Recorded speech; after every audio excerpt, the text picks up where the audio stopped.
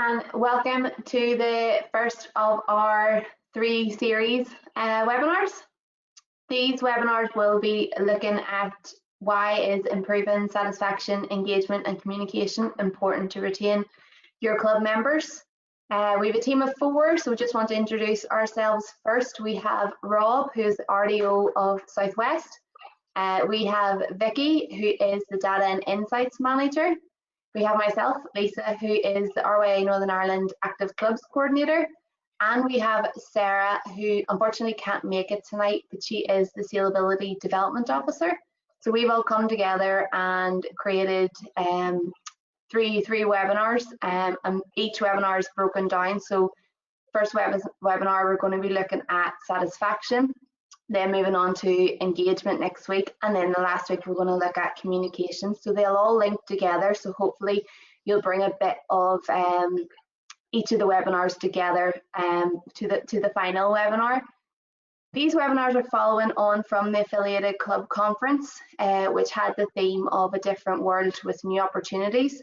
So we're going to explore these new opportunities tonight as well. We have a number of great speakers over the next few weeks as well, so we'll be introducing them as we go along. How the webinar works, you will see and hear a mixture of slides and people chatting, and whoever is talking, you'll be able to see them on the webinar. Your microphone is automatically muted and you cannot share your webcam. If you want to make a comment or ask a question, please put it into the chat box. We are recording these sessions, so hopefully we will send them out after the webinars are done, so you can share them with your committee and with your club and kind of recap on what you've learned from them. If you're new to GoTo, basically on your right hand side there's like a little dial box, and all you have to do is just hit the chat.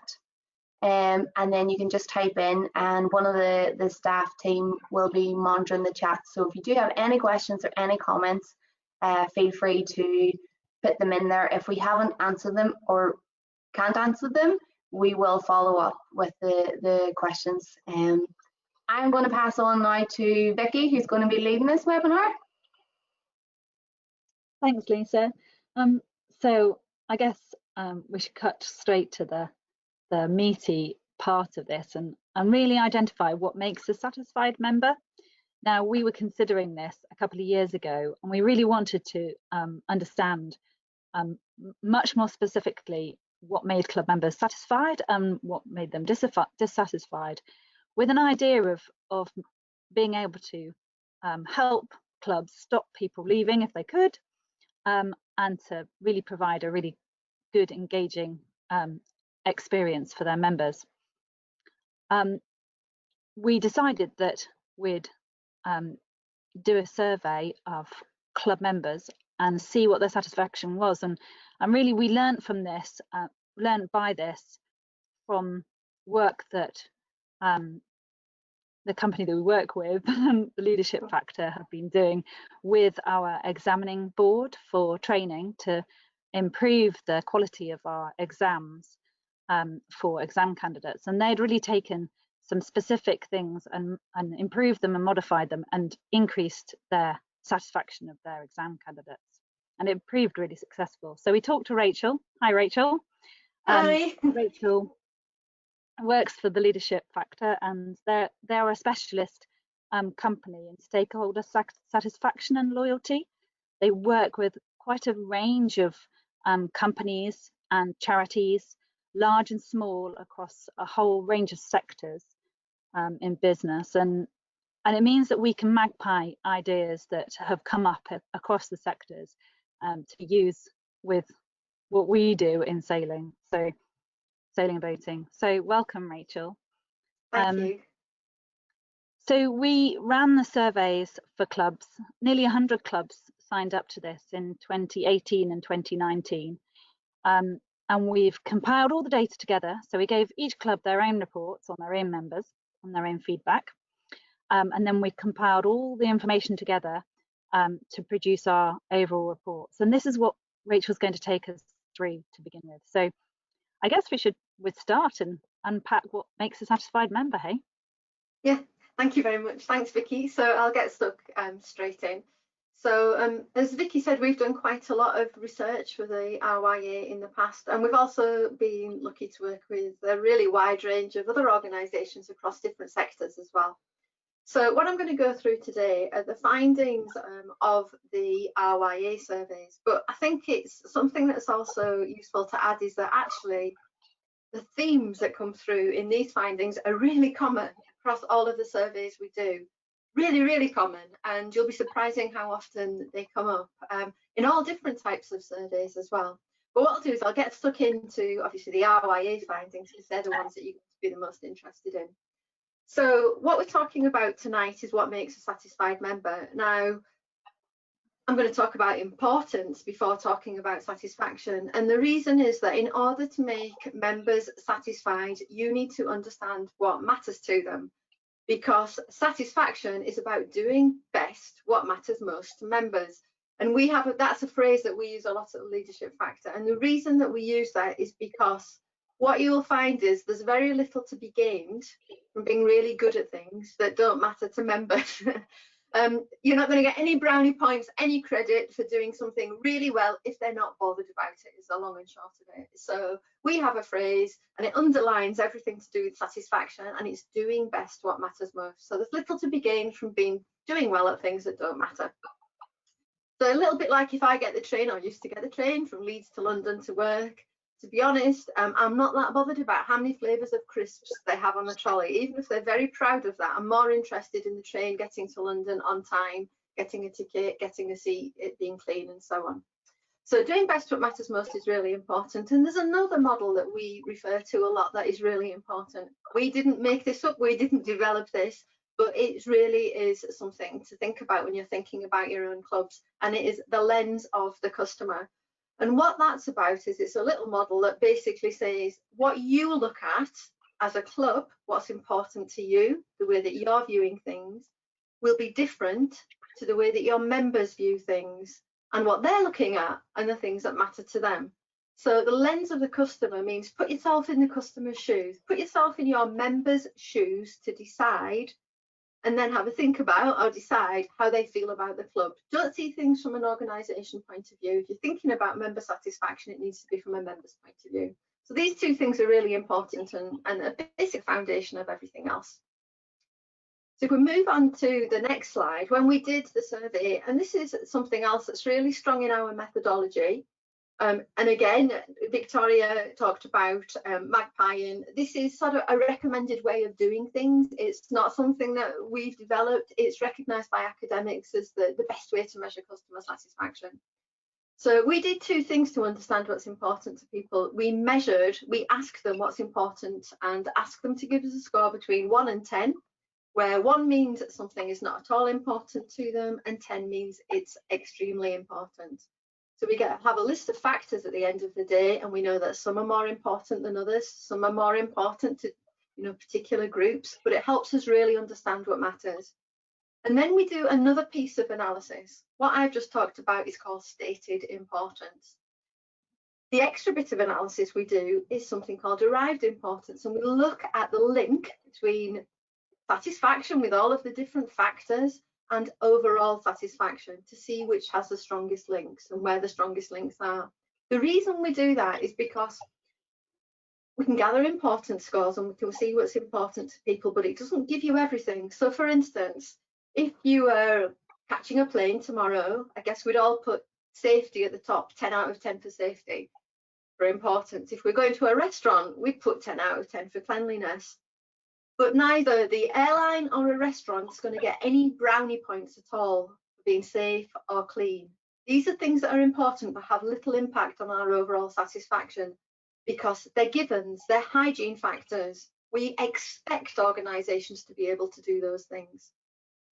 Now, the reason we do some extra analysis is to understand not just what people say is important to them, but to separate those givens, those hygiene factors, from the differentiators, the drivers, the things that really will make a difference. And that's why we look at these two different sets of analysis. So if we move to the next slide, not going to bamboozle you with it's sort of after 7 o'clock on an evening. I'm sure you don't want lots and lots of figures and tables and spreadsheets. So what I'm going to do is cut to the chase and just tell you what's come out of the results. So firstly, we'll talk about facilities. They're not unimportant. And I'd be lying if they said they didn't matter. Of course they didn't. You'll be thinking about your own club saying, oh, maybe there were some things we wish we had and some things we don't have, or some things that other clubs have. So facilities do matter to some extent. They don't matter to everybody. They matter to some people more than others. Interestingly, they are not the top of the list when it comes to what's important to members. The things that are important to members, the things underneath in this list I'm going to go through. The other thing that's important about the things on this slide is not only do members say they're important, so they get that high stated importance score, they also have a really strong impact on overall satisfaction. So if you remember what I was talking about a second ago, it means they drive satisfaction higher and higher. These are the things that can differentiate one club from another club. And you look at them, you might think, well, that's a bit obvious, isn't it?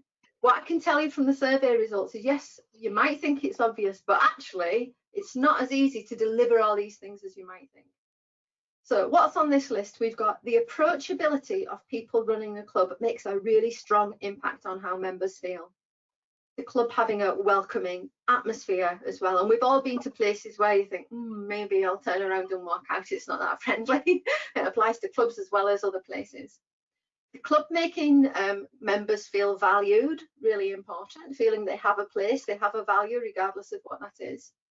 The way the club communicates with members makes a really big difference. And remember, communication comes in lots of different shapes and sizes. It might be smiling at somebody when they walk in the door. It might be the tone of a letter. It might be the notices you have in a wall. Is it telling people what to do not do something rather than do it?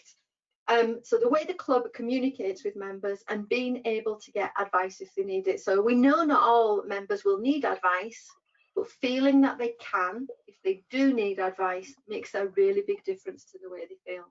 So these are the things that really drive satisfaction.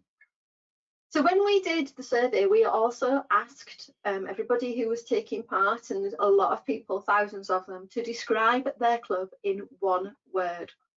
And what you can see on screen at the moment is the word cloud of the clubs that did best in the survey. Basically, those at the top of the tree who had the most satisfied members. And these are the words that we used to describe their clubs by the members. So you can see here we've got friendly, welcoming, and there are other words creeping in that are quite interesting. So like supportive, really nice to see that. So encouraging, helpful, family as well, which is quite inclusive, isn't it? Which is nice to see. So those are the words that members used to describe the clubs that did best in the survey. The bigger the word, the more often it was mentioned. So it's nice to see friendly and there.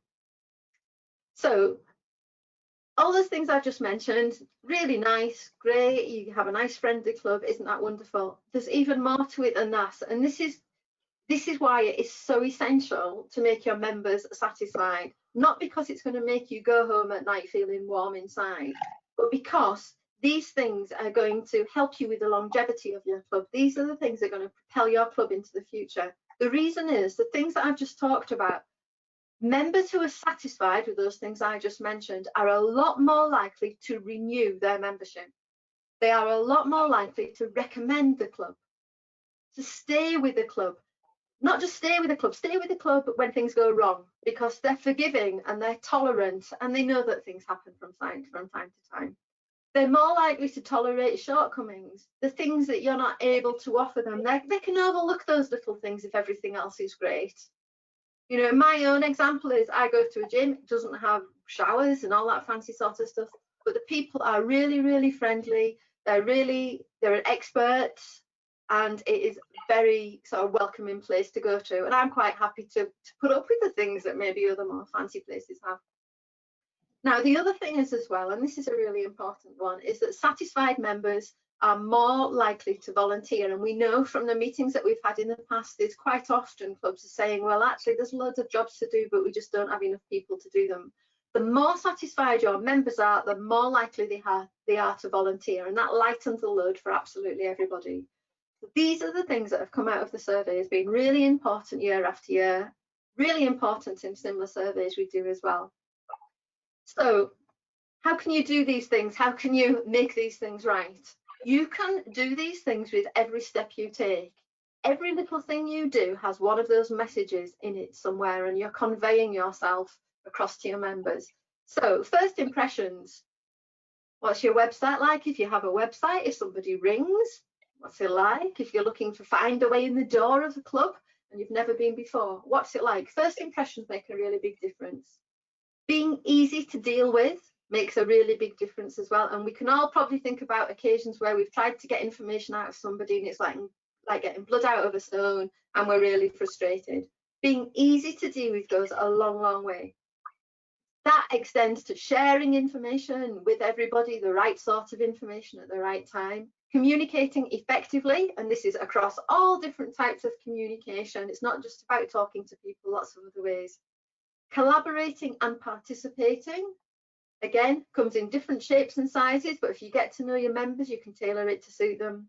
And things will go wrong from time to time. So the way you resolve issues or you negotiate over things where there's maybe a difference of opinion, all of these things are parts of the jigsaw and come together to make a really big difference to your member satisfaction and their loyalty as well. So there's a lot you can do in every little action that you take.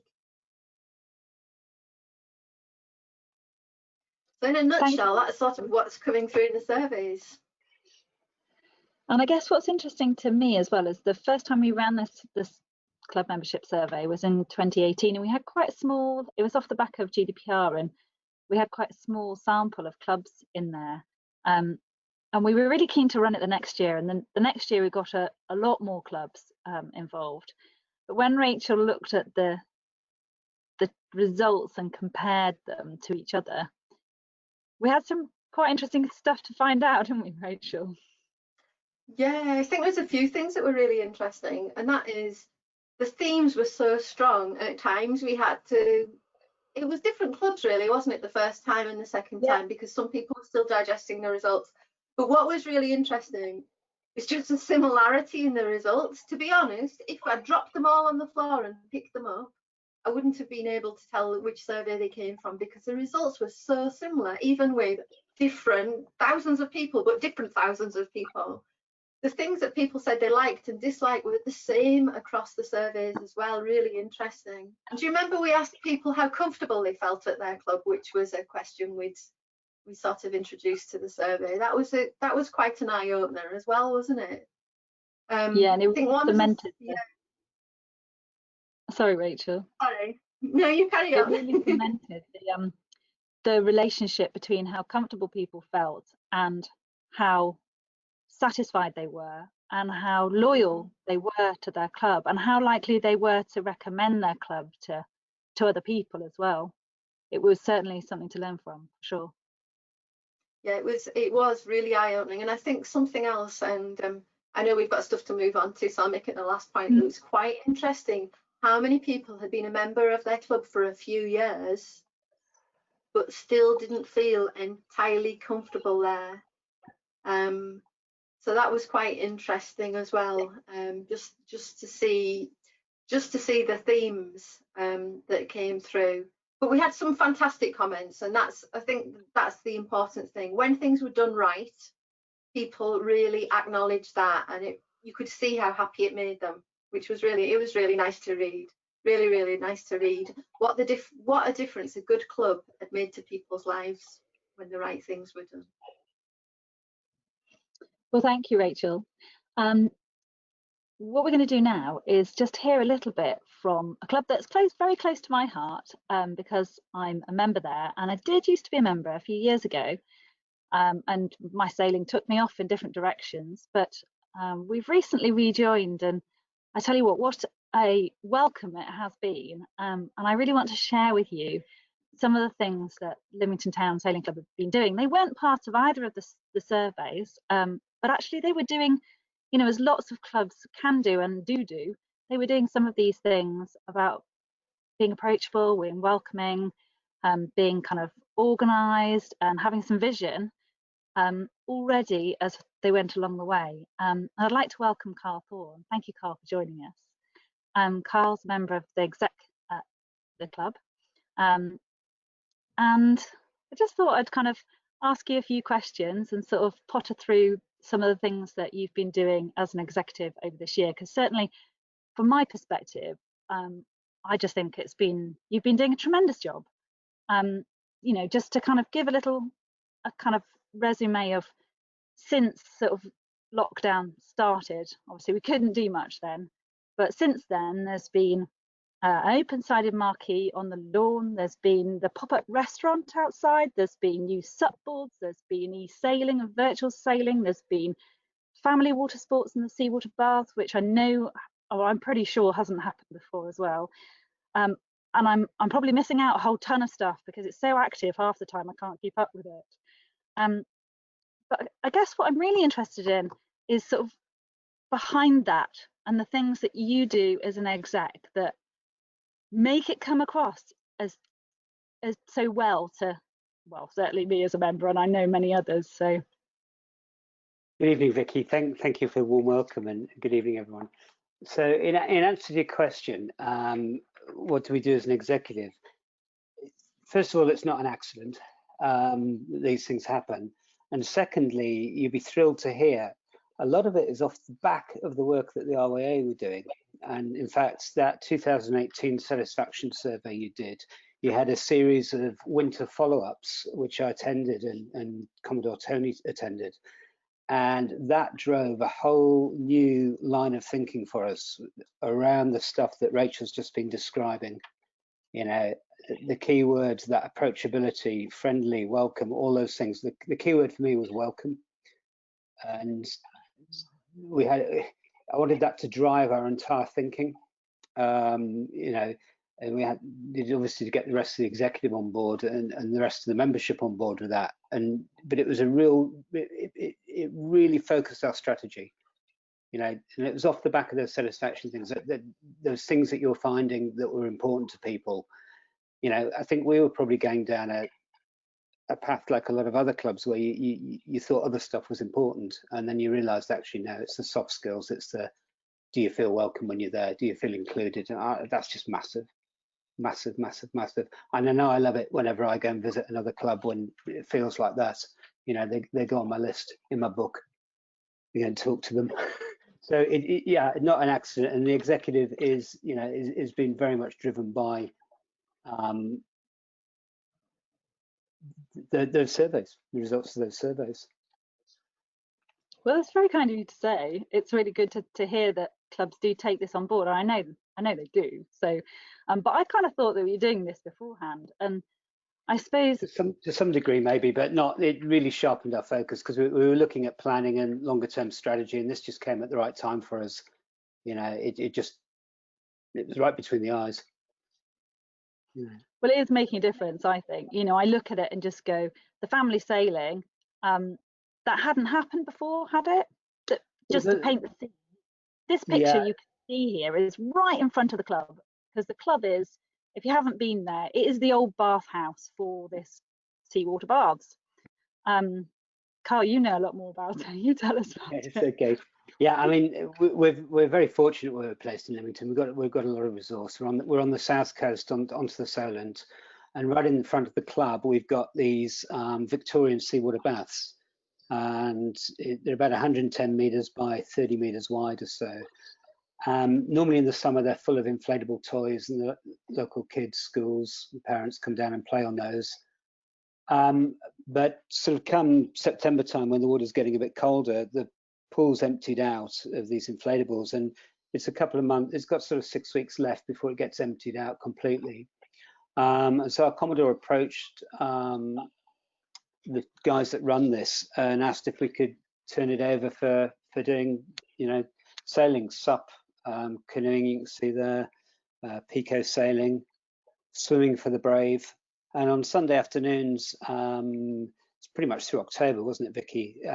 We had use of this, and it was fabulous, absolutely fabulous. We were very lucky to have that resource. I mean, and it is to say that's the first time that's happened, and it was just a chance question, you know, from the Commodore can we use it? And they thought about it a minute, and then the feedback I've had speaking to them afterwards is they absolutely loved the idea that it done it and had gone so well, and we're really pleased to see it being used. Yeah. So the key thing for me is, as a member, we kind of get to know that this is happening, and then all of a sudden there's a Google form to say who would be interested in this. It's gone out to the whole membership.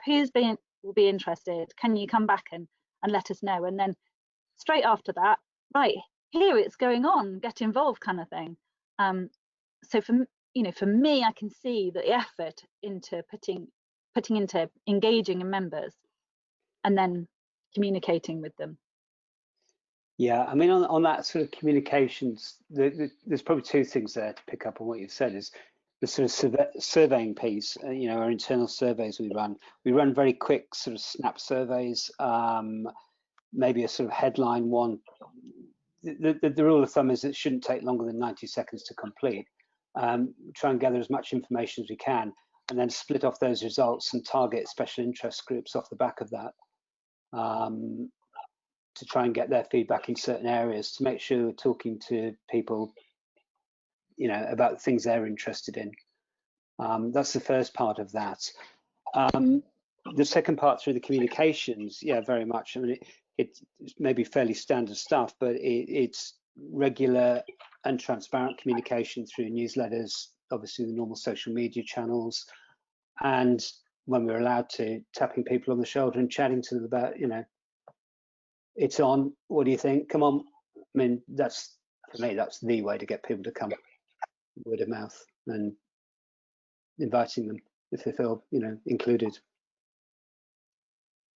Yeah. And I guess what's next for the club? Where are you taking it in terms of not the things that you're going to do, but taking this thinking forward? Well, it runs through now. It's just part of the DNA. I mean, it's just this is what you need to do, isn't it? Through all your thinking, it's that loop of having the strategy, getting the feedback on what you're thinking, getting more ideas coming in on that. What do the members want out of all this? What works? What doesn't work? We're not happy to make. We're not frightened of making mistakes, or trying something, and if it doesn't look right, backing out of it. So I think that would drive us. What have we tried that hasn't worked? Yeah. Off the top of my head, quickly. Sounds very arrogant. I can't think of anything straight away. I'm sure there must have been something. I'm one of those people, if it's been and gone, it's been and gone. It's gone out of my mind. Focus on the positive and what's next. Yeah. Yeah. I guess what I'm really pleased to hear is that we had 100 clubs in this survey, the two original surveys as a total, and there's 1,000 clubs in the UK, broadly speaking. So what I really wanted is that lots of those clubs that didn't get involved, which it's understandable that you wouldn't necessarily want to, can actually take the learnings and apply them and make a difference to their clubs. So well done, you guys. I think from our perspective, we did want to get involved. It was down to me, and I didn't get my act together, so I do apologise. I know we were in communication at that time. All right. But we did enjoy taking the benefits, and thank you very much. And yeah, if exactly. there's anyone else who can help from that, then we're really, really happy to do so. And I guess I'm pretty sure we ran a webinar, a fuller explanation of the findings with Rachel earlier must have been at the end of last year, and I'm pretty sure that's still available. So we'll check and make sure that is still available for people that want to have a look at and take a deeper dive into the results and findings from the surveys.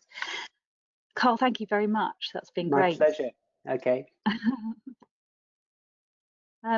So now we're going to sort of move on a little bit and kind of dip back into the world that we've been living in since end of February, March, and this sort of COVID period, which has, for many clubs been a difficult period, and some have really embraced this change. But I wanted to ask Rachel, what she has learned over this period from a sort of customer satisfaction point of view and things that we can pick up on. Hi, Rachel. Hi. Yeah, so it's something that we've been asked about a lot actually over the last 8 months or so. So what I've done is put together just a couple of slides with a few headlines really, just to tell you a little bit more about what we've been finding and the themes that have come through in the work that we've been doing. So at TLF we have a panel. It's a national representative panel, and we get thousands of surveys back every time we run a survey. And quite often we use the panel just to see how people are feeling about things. So we did actually do a survey in relation to COVID. And so some of the things that came through in our results were that, and thousands of people took part. Interestingly, 57% of those people who took part expect lasting changes to the way that they live. It's going to be interesting to see in a year's time or 2 years' time whether things really have changed and those changes really have lasted. The other thing that I found quite interesting was that 40% of under 25s said that they don't expect their lives to be the same again. And that's quite interesting as well. So maybe that's something at TLF that we'll dip into over time. And when we do that, we'll share the results with you, because I'm sure you'll be quite interested to see. I know that demographics are something that's important to a lot of clubs as well, so we'll look into that. Now, we did gather some comments, and these were from open questions, and we took some time to read the comments and to try and put them into themes, keeping it fairly simple, though we didn't want to end up with 20 different themes. And these are the 3 core themes that came through in relation to basically respondents changing priorities. And the 3 themes were appreciate life, love life, live life, sorry, and protect life. So appreciate life. So the thing that came through here was respondents are thinking about appreciating the little things, maybe things that they didn't appreciate so much before: friends, socializing, the garden, nature, local walks, those types of things. So the little things matter. And then live life. And this was, again, appreciating, probably because there wasn't any, appreciating freedom a lot more, and the freedom to be able to go and do what they want when they want. And again, this was quite often simple things that they were longing to do. It might have been sort of going to the pub, the seaside, the gym. So live life, one of the second themes, the second theme that came through. And the third theme that came through was about protecting life. And that was people who are responding anticipating that they were going to have to make long-term lifestyle changes to the way that they live. They're planning to be more cautious, and that's because they want to protect life. So those were the 3 themes that came through in the surveys that we did. So again, quite interesting to see, and they were really strong themes as well. It didn't actually take us long to come to those conclusions because they were just such strong themes. And I guess a lot of us can probably identify with those. So the other thing on the second slide that we've been asked about as well is how COVID has affected satisfaction over the last 8 months. It's something that we've been interested in finding out as well, because it's obviously something that we've never encountered before the pandemic. So initially, what we found was back in March and the first few months of the pandemic, what we found was customer satisfaction actually increased quite a lot. And the reason it increased was that customers and providers or service providers, we were all in the same boat. And customers knew there was something going on, and they knew there was something that the people who were providing them with services with couldn't really do anything about. It was an unforeseen problem.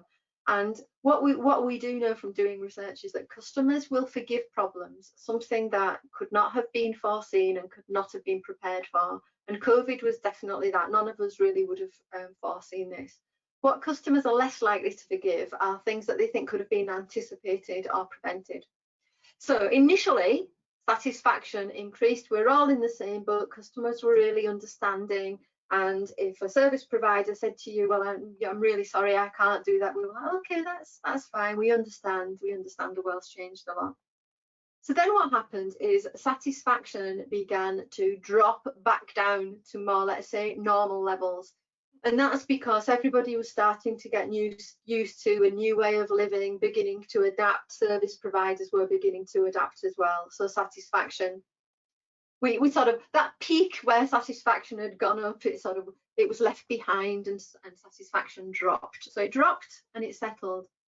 What we have found more recently is that satisfaction is falling, and the reason we think that's been happening is because customers' expectations, maybe they've been out and about, certainly before the most recent lockdown, they've been out to the shops again, they've been doing things, and for some people their life feels a lot more normal than it did back in March and April and May.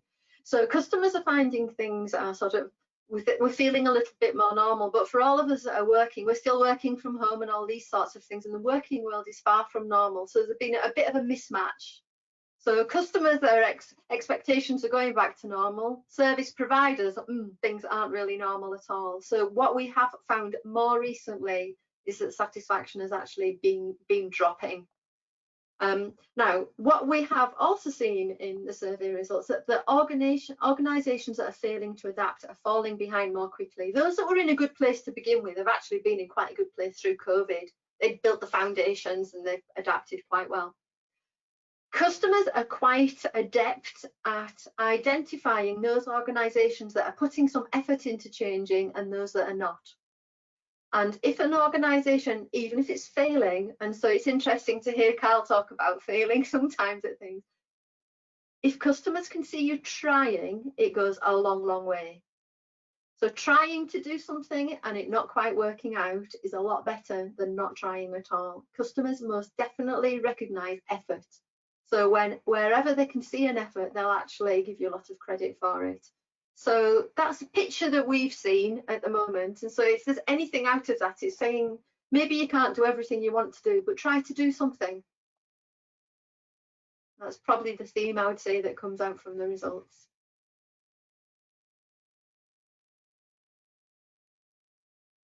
Brilliant, thank you, Rachel.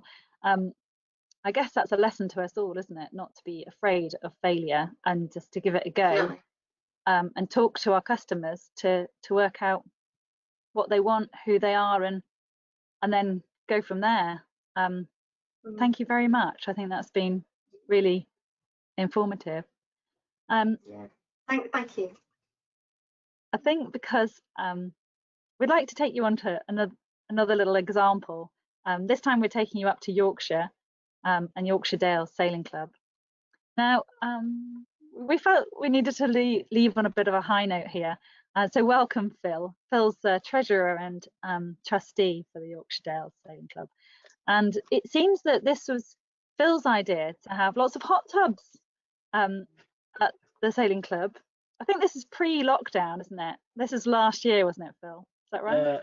Yes, it was. Yeah, I do seem to be a light relief on this webinar. But yes, we started. Well, no, actually started about 3 years ago, really. But obviously we haven't done anything this year. But I think they've been very welcomed by all the members, but particularly the people who attend the events and the family weeks, because we do hire them. We haven't bought them.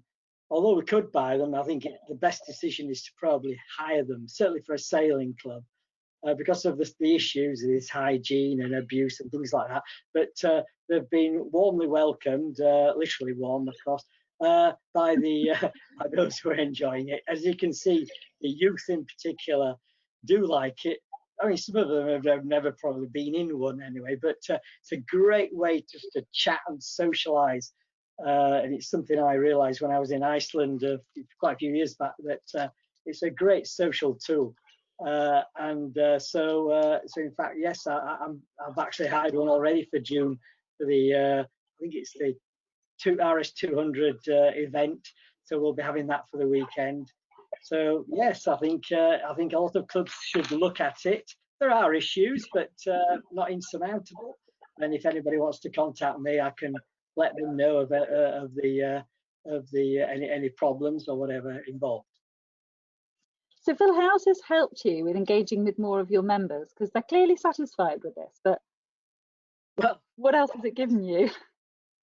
It's difficult to know how you engage with them, but they know that they're being thought about, and we're trying to do, as a committee, we're trying to do our best and think of ways of just having something innovative and something new and they can see that, you know, and this, it's kind of symptomatic of just refurbishing like the clubhouse, or I don't know, new sofas, or I don't know. I mean, we keep buying like 4x4 vehicles to get boats off the water, so they don't have to drag them up the slipway. It's just all part of the same thing, really. Just trying to think about what as a sailor, I say to myself, what the heck do I need? And I think, right, there, let's do it. And so we do it. And the hot tub really suits the club.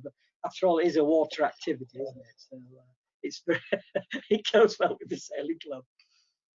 I guess I like to think of it as a sort of symbol of your innovation, and you're wanting not to just do things the same way as every sailing club has always done them, to think what can we do, and not to put any barriers in the way, to think this could be a really wacky idea, but actually let's see how it goes, and not being afraid of failing, basically. This might not suit every club, but we just thought it was a lovely thing.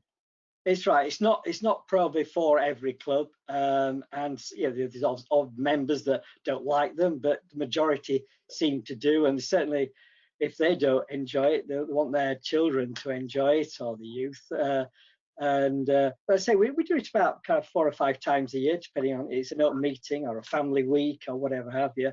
And as always, it's controlled and that. Well, you can see they're enjoying it on the picture, can't you? And it is one way. It's something I realised when I was, say, in Iceland in these hot tubs, that you do have to talk to the person opposite you. You can't blank them. You have to talk to them. So it's amazing who in the club who, as a treasurer, they've kind of they wanted to talk to me because they don't get an opportunity. Because, as you know, when you start racing, you go on the water, you race, you come off the water, you talk to your mates in the dinghies that you're racing, and then you go home. And so it's an opportunity, I think, for other members to talk to you. And so I've got to know a lot of other members I wouldn't normally perhaps mix with. So it's been really good in that respect. So collaboration to break down barriers. It looks pretty it looks pretty foggy in the background of that picture. You are really high up on the mountain, aren't you? Yeah, well, it's normally very sunny and about 30 degrees up at Grimwith. That, to be fair, that was on bonfire night. I think that the muggy one there. But it doesn't really matter. When we're in 40 degrees of water, it doesn't matter. Brilliant. Thank you, Phil. Thank you very much for joining us. Pleasure. I think we're going back to Lisa now to kind of wrap up. Yes, that was fantastic. I thought it was really valuable insight into the member satisfaction survey. So thanks, Rachel, for that. Also, the examples from the clubs on creating new opportunities. So good to hear. And hopefully you will all have learnt a bit about it. To me, the summary of this is understanding your members is key, and adapting to that as well. Efforts will be recognised and rewarded through member satisfaction and retention. So thank you to Rachel, Vicky, Phil and Carl on their stories and insights. Basically, to take away from this, it's to think about what you can do and not what you can't do. So we are providing you with examples. Look at what your club can do. I know some of the questions in terms of how do we get our committee to be brave and do the satisfaction survey. As Vicky said, go back and look at the webinar. I think you're going to check if it's all online still. To be brave and do it. Basically, kind of one of the quotes is, if you do what you always did, you'll get what you always have got. So again, new opportunities and adapting it is key.